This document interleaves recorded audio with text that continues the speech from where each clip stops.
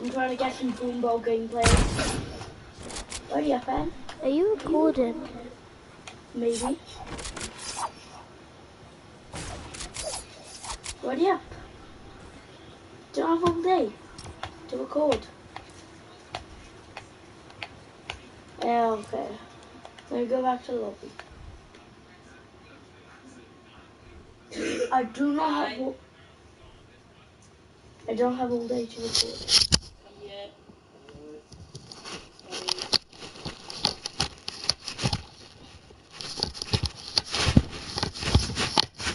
Oh, this person is ready.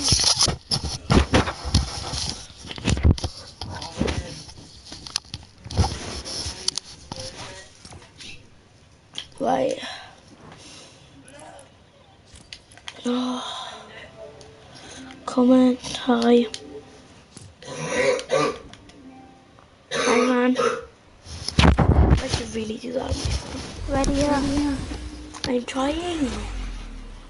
Oh. Don't tell a YouTuber it's already up. What happened? Oh,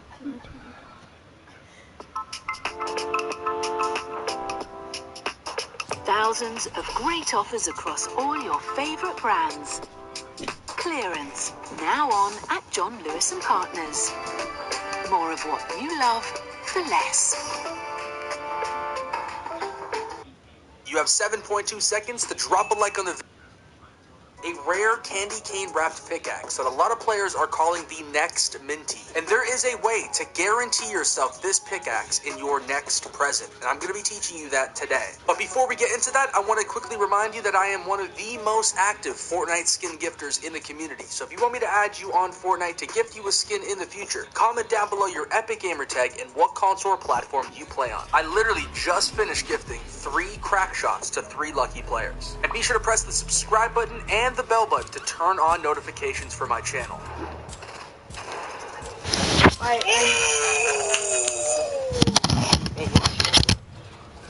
Yo!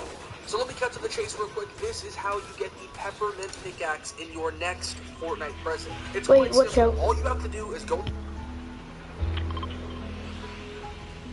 What is going on, guys? Welcome back. Sure. No, don't go salty. What? Don't go salty yet. What is going on, guys? Welcome back to... What is going... Don't go salty.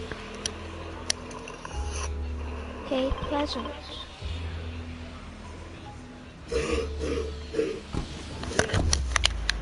Nope.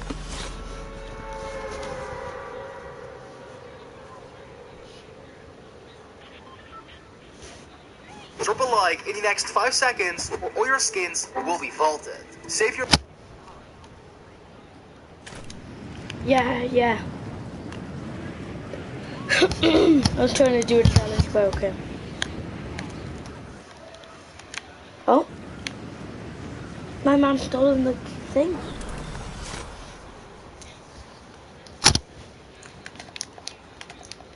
I made a whole video as well today.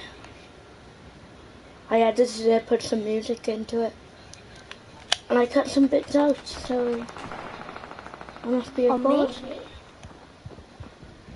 Oh, I have insane IR aim today. It's like insane.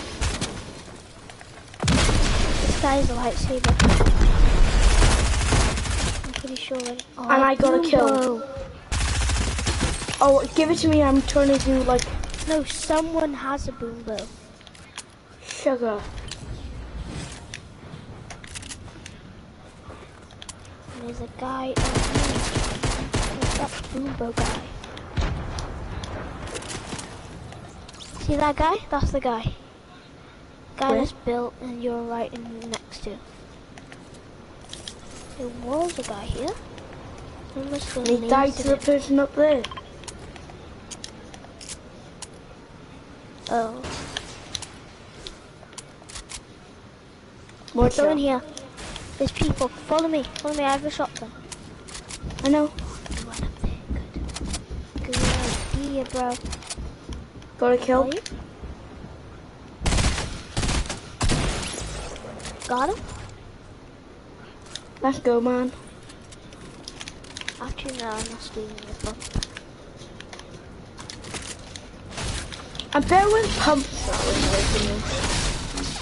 there's more people. There's more people. Jesus Christ, I hate that. Lightsaber spamming. What's there?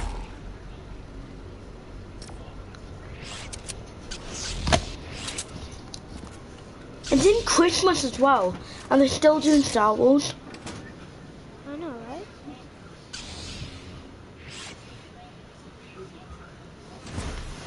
It's Christmas. I think I only have time for one more game.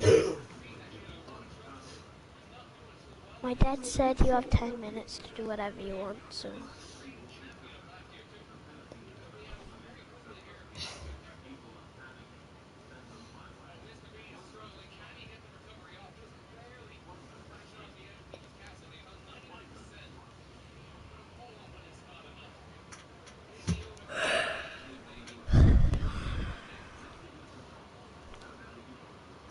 You like my new skin?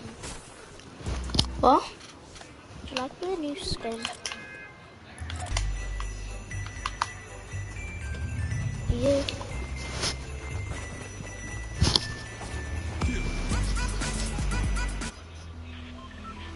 Like it, man. Like it. Like the stream. You're not even streaming. I am actually. Now you are. Yeah. You weren't Right. 2 seconds ago. I was streaming 2 seconds ago. Okay. You're not live anymore. I'm on It YouTube. doesn't say you're live. I'm on It YouTube. doesn't say you're live. Oh, now it does. Yeah.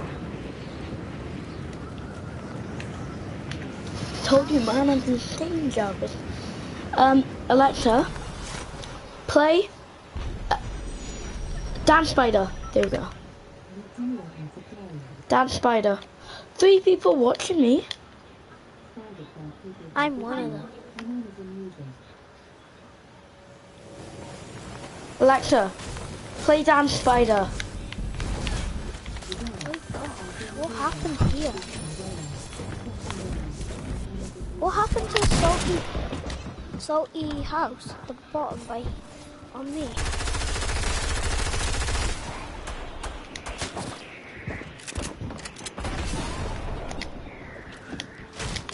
There's a guy on me. There's a guy on me. It's an even better guy on me. There's an insane guy on me. No, he's actually crap. What? And you die to him.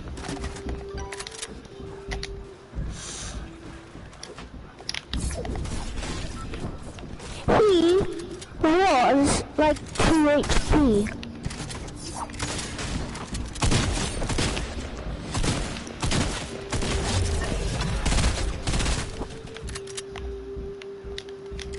Go get me. I will.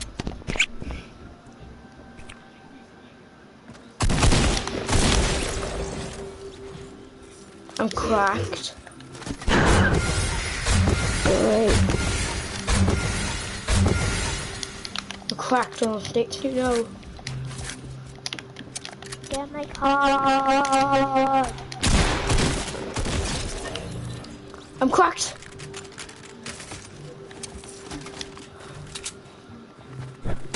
Get my car. Go get my car. Get my car. Watch out then. That's the guy that killed me. He's the actual bot, by the way. Nah, I'm dead. Go for me. Go for me. Nice.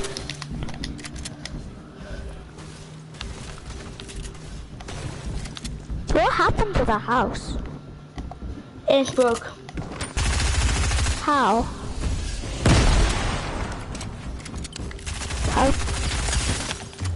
No, like, this snowman everything was broken and that.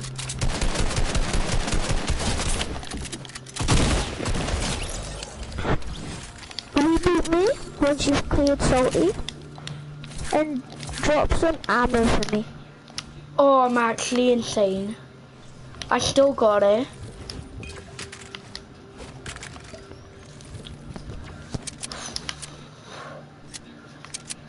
I've actually still got it.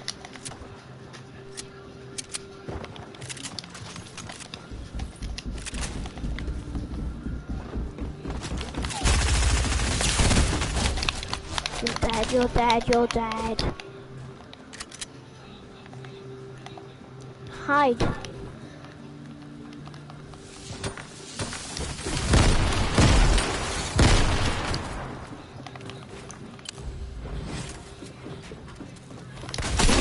Oh, how many kills did I get? Information. I got 7 kills. No, they're from the same game as last time. What? I swear they're from the same game as last time. He is, this guy. Yeah. The guy that was spectating. Yeah. You know the one that was lightsabering us? Yeah. Oh yeah. Actually, yeah. I swear. Wait, I'm gonna check.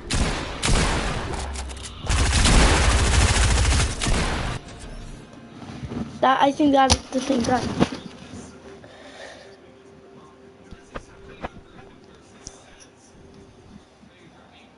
No, it doesn't show. Yeah, we're in a game. Yeah, this is the time. I grew up in a Mormon household. It was all about It was all about serving God and fighting the devil. And while I was an obedient daughter, my sister was not. She would scream and punch my mom, often until she had bruises all over her body. How do you know? Finally, my dad had enough and locked my sister into a room without food, water, or toilet. He screamed, "You are allowed to come out once you apologize to your mother." But instead of apologizing, she did something truly evil. When I went into our garden the next morning, I found a cross standing on the grass with the name Charlie written on it. Charlie was our dog's name. Did something happen to him? I started panicking and screamed so loud that my dad came down. When he saw the cross, he whispered, "Your sister did this. She is possessed." We were both petrified, but still went to her room. The whole door lock was ripped out, but who could be strong enough to do that? My dad cautiously pushed the door open, and there she was, standing still, facing the wall. My dad said, "What have you done to our dog?" She slowly turned around and said, "I apologize." My blood froze. There was no life in her eyes. She wasn't human anymore. The next day, my sister was in the living room when she suddenly fell to the ground and started shaking rapidly and uncontrollably.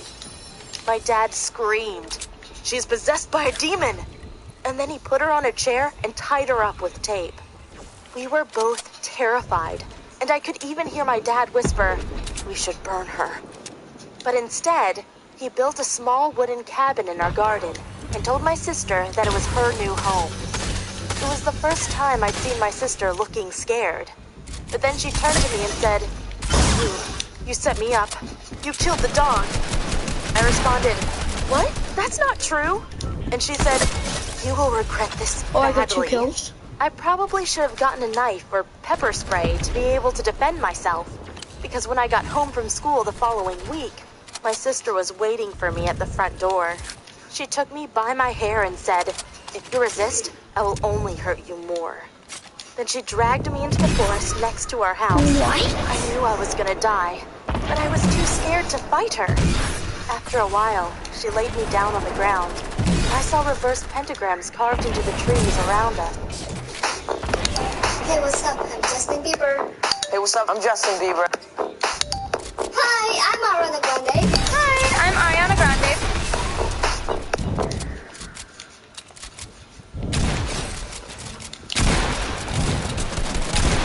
It was the symbol of the devil. Ones. And now I knew for sure that my sister was serving the devil. She pulled out some mushrooms and told me to eat them, but I thought they were poisonous, so I said, "No, please don't." She quickly got impatient and forced me to swallow them. What? At first, nothing happened, but after 20 minutes, everything changed. The trees around me started moving and my hands formed into claws. Faces of demons appeared all around me, and I thought I was trapped in hell. After hours of insanity, I finally heard a voice. It was my sister, and she screamed, "There she is! I told you she's been worshipping the devil!" I pulled my head up and saw my sister's and Dad's body, but they had the faces of demons, and one was even holding an axe. I crawled back, trying to escape, but one of them picked me up and brought me somewhere. It took me hours to get back to normal, but when I woke up, I was tied to a chair. My dad sat next to me and said, "What have you done to my daughter?" I responded, "What do you mean, Dad? It's me. I'm your daughter." He said, "How do I know?" And I responded, "My sister brought me into the forest and forced me to eat mushrooms." Afterward, everything turned into a nightmare. Trust me, I'm not a demon, but I saw her demon. It's living right under her face.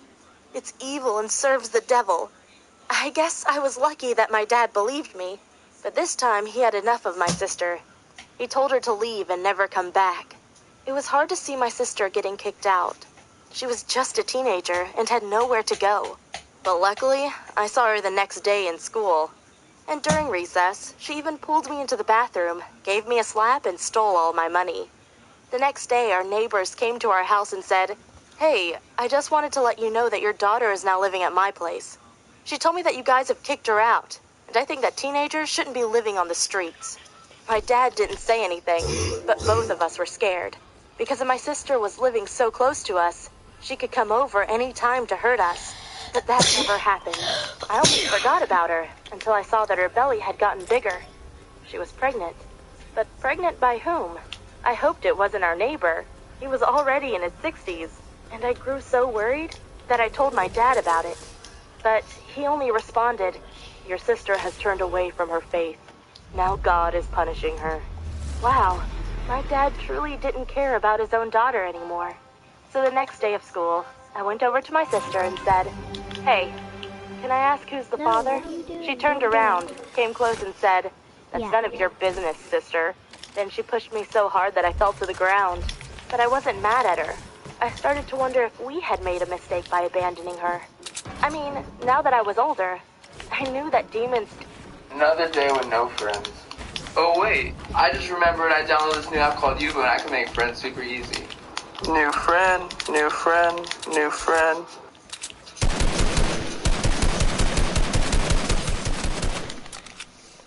Didn't exist. One day, I even told my dad that I didn't believe in God anymore. Of course, he completely freaked out and accused me of all kinds of crazy things, saying I was serving the devil and stuff. And when I didn't back down, he gave me a 30-day period to move out.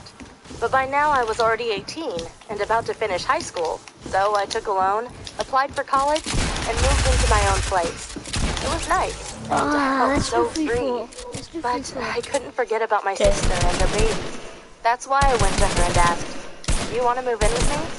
She looked terrible, like she had been through hell. But to my surprise, she said, yes. I naively thought everything would be great. But my sister treated her daughter terribly. I guess I shouldn't have been surprised. I mean, she had killed our dog, but I still couldn't believe how mean she was to her baby.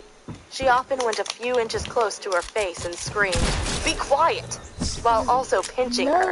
It was really scary. I mean, who would do that to a baby? So I told her to stop it and treat her better. But she freaked out and screamed, "My daughter has it 1,000 times better than I did. She can be grateful I won't lock her into a small wooden cabin like my parents did to me." Maybe she was right. Maybe my family had treated her cruelly. But that was still no excuse to treat her own daughter the same way. That's why I gathered evidence of her mistreating her daughter and showed it to Child Protection Services. They agreed that my sister's parenting wasn't acceptable and took her daughter away. And because I didn't want my niece to grow up in a children's home, I'm taking care of her now. It's not easy being a mother while also going to college. But I'm not doing it for myself. I'm doing it for her. What just I'm happened? Quentin, and this story starts in 7th grade when I insulted one of my classmates. I won't tell you the word I used, but it was a very bad word. And unfortunately, my teacher, Mr. Pesnick, was listening and gave me detention. I told him I was sorry, but I couldn't help it because I had Tourette's syndrome. I just watched that South Park episode where Cartman pretends to have Tourette's and insults everyone, and I figured it might get me out of detention. Well, Mr. Pesnick had never heard of Tourette's, so I had to explain that people with the syndrome can't always control what they say, so they sometimes say bad words at inappropriate moments. Of course, he didn't believe I actually had Tourette's, but I skipped detention anyway, which is why he called up my parents. My dad picked up, and I love my dad. He's the coolest guy in the world. And when Mr. Pesnick told him I claimed to suffer from Tourette's, my dad immediately said, "Oh, yeah, he does. We just got the diagnosis, and apparently he has a very strong form of the syndrome." His mom and I were devastated when we heard the news. It's really tragic. Suddenly, I had the freedom to say whatever. Okay, Renee's turn. Triangle, camera. It's for placing, right? Antenna or something. Is it blackboard? Okay, oh my god. Hold the painting. Oh, the stand? What stand? Paint stand? Canvas stand? Yeah, that's the print. Yeah, okay. Is that? That's it?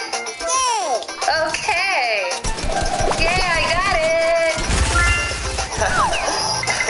No, come on. You can just ignore it. I saw it. You just have to focus on the letters.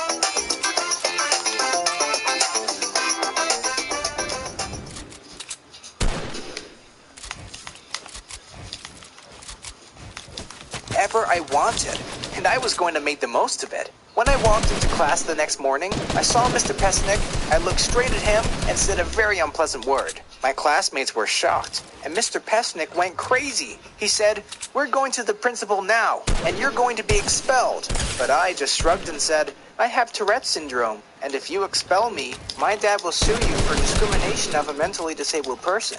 Mr. Pesnick was speechless, because he knew I had the upper hand, and if he said one thing wrong, he might actually lose his job for mistreating me. For the next few weeks, I had fun insulting Mr. Pesnick, and at one point, he suggested that I should go to a special needs school, but I told him I'd rather continue to be one of his students.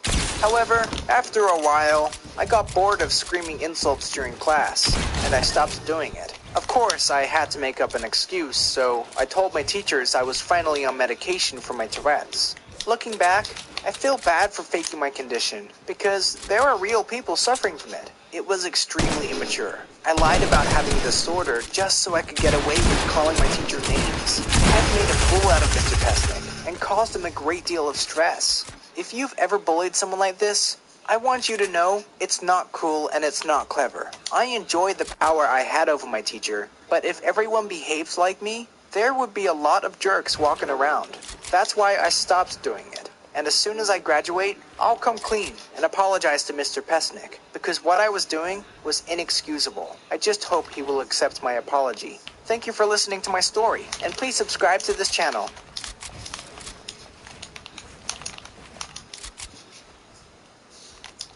When I was 14, my parents divorced, and I decided to live with my mom. I chose her because my dad was a sociopath. He often called my mom Miss Piggy.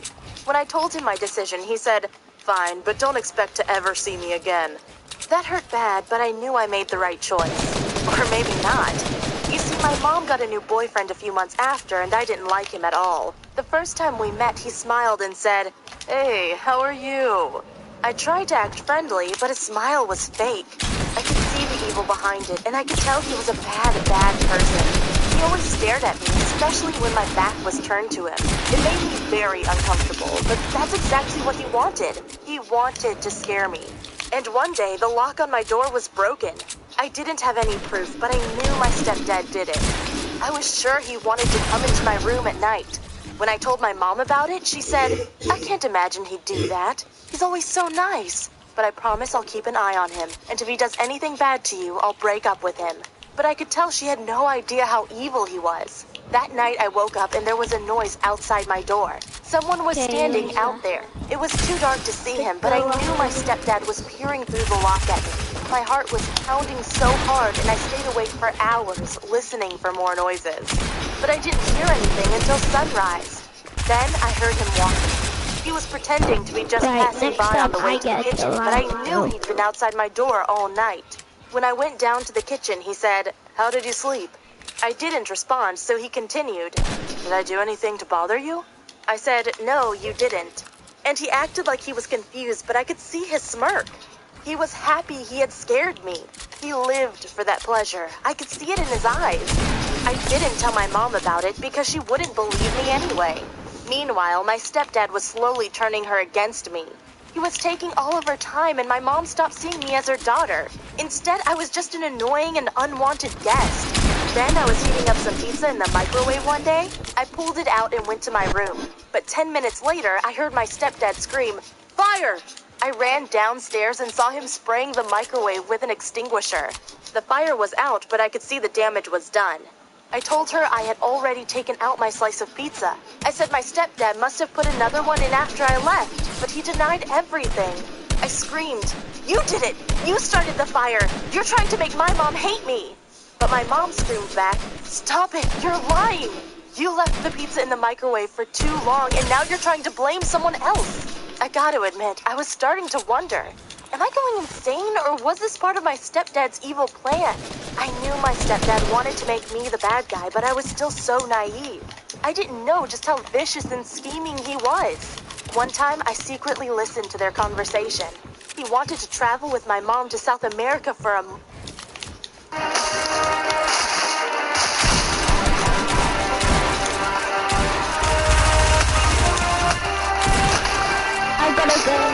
One more kill.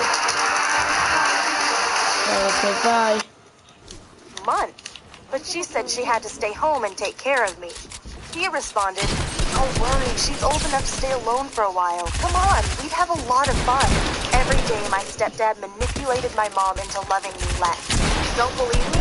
When I showed her my final report card, she said, "Why can't you be a good daughter and study for school?" I yelled, I gotta go "I now. hate school and I I hate tried to pick you. up too. You Okay. don't care about Bye. me anyway." Nope. And she responded, "You have no idea what you put me through. If it weren't for you constantly causing problems, my life would be so much easier." It was clear to me she wished I was gone. And then I noticed that she was looking more and more tired every day. I asked her, "Are you okay?" "Yeah, I'm fine, but I have to take my pills now." "Your what?" "They're for my backache. It's been bothering me for years and your stepdad recommended me to visit a doctor and get some pain pills." "But you look terrible. Those pills aren't helping you." "Stop it. You're too young to understand this." After she took her pills, I read the label. It said oxycodone. I didn't know what that was, so I did an internet search and found out that it was an extremely addictive drug. I was so scared. My stepdad was turning my mom into a lifeless zombie, and I knew why. He was doing it so she wouldn't protect me anymore. And one morning, I woke up and saw that my door and wardrobe were open. How could that happen? I always made sure they were closed and locked. Always. I stood up and walked over to my wardrobe, and my breath stopped. A pair of my underwear was wrinkled. Had I put used underwear in my wardrobe, or had my stepdad done something to it? I broke down. I think I had a panic attack. How did he get into my room? What was he trying to do to me? I couldn't take it anymore, so I went to the police. I told them how my stepdad was drugging up my mom. I told them how someone had touched my underwear. They were worried about me and came to my home. They questioned my stepdad, but they didn't find any evidence. So they thought I might not be safe and brought me to a children's home for a while. There, I talked to a psychologist. He asked, "Did your stepdad hurt you in any way?" And I responded, "No, but he's always staring at me with a big grin on his face." After I'd talked to the psychologist for a few days, he told me I had paranoid personality disorder. He said I was only imagining all those things, and I got so angry I screamed, "You're on my stepdad's side? He paid you money so you protect him. I know it." My first night in the children's home was scary. I was laying inside my bed when I heard someone whispering. I looked around and saw two girls talking to each other while staring at me. My heart started racing. What did they want from me? What were they planning to do to me? I knew I was stronger than them, so I got out of bed and confronted them. I pushed them up against the wall and screamed, "What do you want from me?" The next day, I was told I was too violent to be with the other children. They said I was a danger to them, so they brought me to a psychiatric ward. When I got there, they gave me pills. They said the pills would help me, but I knew better. I knew they were trying to make me as tired and helpless as my mom. Then they could do with my body whatever they wanted. So I refused the medicine and threw it on the ground. They told me to calm down, but when I didn't, they put me in an isolation room and tied me up. I was allowed to leave the room twice a day to go to the toilet. But 3 times a day, a man came into my room to give me pills. I immediately felt the effect. I started sleeping 12 hours a day, and I knew they were doing cruel things to my body while I was asleep. I was upset that I hadn't seen my mom in days. Where was she? Who would give away their daughter to strangers? But after a while, things changed. Suddenly I felt better, and I stopped thinking that people were trying to hurt me. Maybe the medicine was working after all. When my mom came to see me, she asked me how I was and apologized 100 times for not supporting me more. She took me back to our home, and I even apologized to my stepdad. But a few days later, I noticed there were scratches next to the lock on my door. And just like that, my suspicions were back. So I hadn't been paranoid. My stepdad really did break into my room. I knew I had to get rid of him. So I created a fake profile with his photos on a dating website and then secretly installed the app on his smartphone and told my mom about it. And then they got into a big fight. However, my stepdad said I was the one who installed the dating app. And in the end, my mom believed him. She said, "I'm sorry, but after everything's done, I can't trust you anymore." I knew I needed to get out of that house. So I called up my biological dad. I hadn't seen him in years, and I wasn't sure he even wanted me. But to my surprise, he agreed to let me move in with him. But life with my dad wasn't any better. He was living in a dangerous neighborhood. Every time I stepped outside, I could feel the men on the street staring at me. I knew why they wanted me. So at age 16, I dropped out of school and got a job at a call center. That's how I could afford to rent my own small room in a safe neighborhood. I hated to leave my home, but at work, I fell in love with the guy. And he even moved in with me shortly after, but it wasn't a good relationship. I knew he was cheating constantly, so I often cried and screamed at him. He suggested we should visit his aunt. She was a psychologist, and maybe she could help us. In the beginning, I didn't trust her. Maybe my stepdad was paying her money too. But now it's been 2 years of her doing psychotherapy with me. It was a slow and painful process, but today I can look back and see how crazy I was acting a few years ago. And maybe my stepdad never tried to hurt me. Maybe he was just trying to be nice. Don't get me wrong though, I'm still suspicious of most people. But in good moments, I can see that my paranoia doesn't make much sense. Please let me know in the comments what you think of my stepdad. Was he trying to hurt me or just being friendly?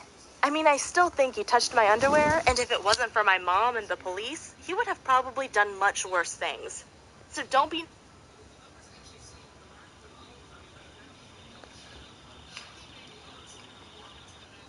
naive, and don't trust anyone. Last year, my classmate Clara asked me to come over to her place and help with some homework. I was really excited because I normally wasn't invited anywhere. I'm more the shy and quiet type. Well, I went over to her place, but instead of doing homework, we ended up talking, laughing, kissing. We had perfect chemistry. And soon we were in an official relationship, holding hands and stuff like that. I think both of us were quite happy. There was one problem. Brandon. He was a douchebag who always flirted with Clara. I didn't even care, but Clara always smiled at him and giggled at his stupid jokes. It really made me feel insecure. Everyone thought Brandon was amazing, especially the girls. But I knew he was just a douche who bullied weaker people and disturbed classes. One day, he came over to me, and he said, "Be careful, I won't steal your girl. She likes me more than you anyway," and then laughed. I wanted to punch him in his face, but he was stronger than me, so I didn't do anything. But after that, my insecurities grew out of control. I felt like Clara was out of my league, and deserved someone better than me. I decided to break up, but before I could do anything, she sent me a text asking to come over. She said, "We need to talk." I got there and she immediately started crying, telling me she had met with Brandon behind my back, and that they were in a relationship now. It felt like a punch in the gut. Clara had betrayed me with the one person I hated the most. I was so angry I wanted to scream, but I left without saying anything, feeling like a complete loser. My next day in school was the worst. Everyone made fun of me, saying Brandon had stolen my girlfriend. To make things worse, he kissed her in front of the whole class, which made everyone laugh at me even more. But a few months later, the dream couple broke up. Brandon said he had slept with too many other girls, and Clara couldn't take it anymore. Even though it felt like Clara got what she deserved, I still felt bad for her. One, she texted me, "Hey, how are you?" And I desperately wanted to reply, but there was no way I could ever forgive her, so I just blocked her. It was tough, but I think I understand why girls love Brandon so much. He might be a jerk to me, but with the girls he's confident and funny. I'm more the opposite, insecure and boring. But I'm trying to change that now. I'm doing stand-up comedy twice a week, and it really pushes me out of my comfort zone. Sometimes drunk people tell me I suck, but I just laugh it off and continue my set. I actually kind of enjoy being the center of attention, and I've even had a few girls interested in me. It might take a while, but I'm confident I'm gonna find someone who won't cheat on me. Shpuck! You want great people for great deals? Shpuck it! Sell and buy now with Shpuck, the boot sale app. Download now for free.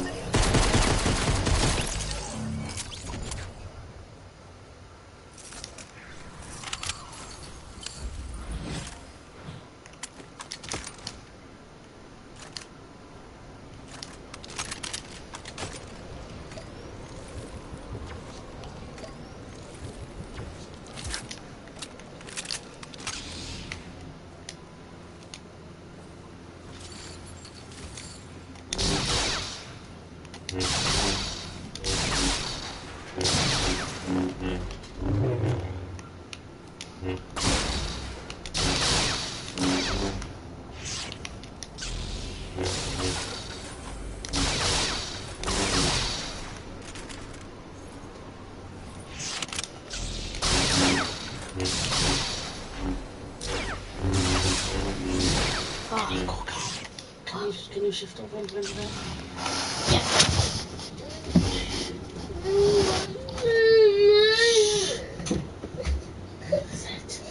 Jump off his blanket.